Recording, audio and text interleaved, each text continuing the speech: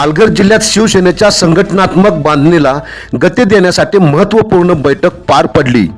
शिवसेना नेते श्रीकांत शिंदे यांनी कार्यकर्त्यांना गावागावात पक्ष पोहोचवण्याचे आवाहन केले आहे। नुकत्याच झालेल्या नगर परिषद निवडणुकीनंतर महाराष्ट्रभर सुरू असलेल्या संघटनात्मक बांधणीच्या पार्श्वभूमीवर पालघर लोकसभेतील पदाधिकाऱ्यांची बैठक आल्याळी येथील बंधन गार्डनमध्ये पार पडली।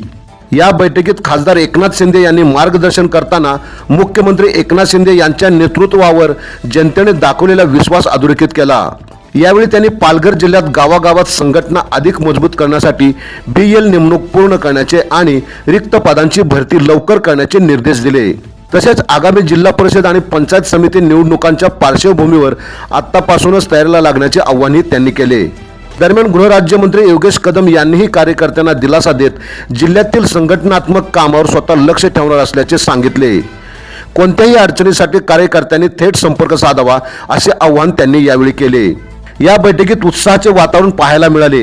याच वेळी पालघर नगर परिषद निवडणुकीत नगराध्यक्ष पदाचे उमेदवार राहिलेले प्रीतम राऊत यांनी शिवसेनेत प्रवेश केल्याने पक्षाची ताकद आणखी वाढल्याची चर्चा रंगली। या कार्यक्रमाला अनेक पदाधिकारी आणि कार्यकर्ते मोठ्या संख्येने उपस्थित होते।